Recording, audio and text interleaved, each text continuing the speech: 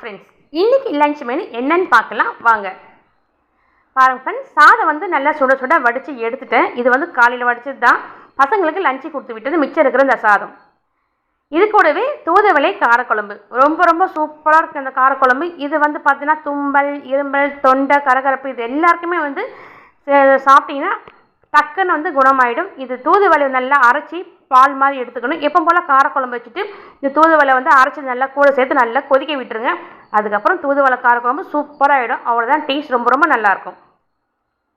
கூடவே மிளகு, சீரகம், திப்பிலி நல்லா வறுத்துட்டு நான் நுணுக்கிட்டு இது கூட சேர்த்துக்கோங்க. அசத்து கூட ரொம்ப டேஸ்ட்டாக இருக்கும். அது கூடவே அரைக்கீரை பொரியல், நல்லா வெங்காயம் வதக்கிட்டு தேங்காய் போட்டு செஞ்சுருக்கேன். இந்த காரக்குழம்புக்கு இந்த அரைக்கீரை பொரியல் அவ்வளோ டேஸ்ட்டாக இருக்கும். ட்ரை பண்ணி பாருங்கள்.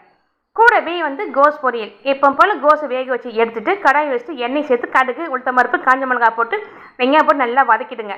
அதுக்கப்புறம் ஒரு மிக்ஸி ஜாரில் பாருங்கள் தேங்காய், பச்சை மிளகாய், பூண்டு, கூடவே வந்து பார்த்திங்கன்னா சீரகம் சேர்த்துக்கோங்க.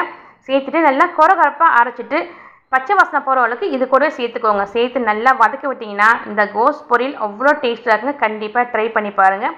இது காரக்குழம்புக்கு அவ்வளோ சூப்பராக இருக்கும். பாருங்கள் ஃப்ரெண்ட்ஸ், இந்த வீடியோ நான் உங்களுக்கு பிடிச்சிருக்குன்னு எதிர்பார்க்குறேன். பிடிச்சிருந்தா நம்ம ATN மகி சேனலை மறக்காமல் சப்ஸ்கிரைப் பண்ணிக்கோங்க. லைக் பண்ணுங்கள், ஷேர் பண்ணுங்கள், கமெண்ட் பண்ணுங்கள்.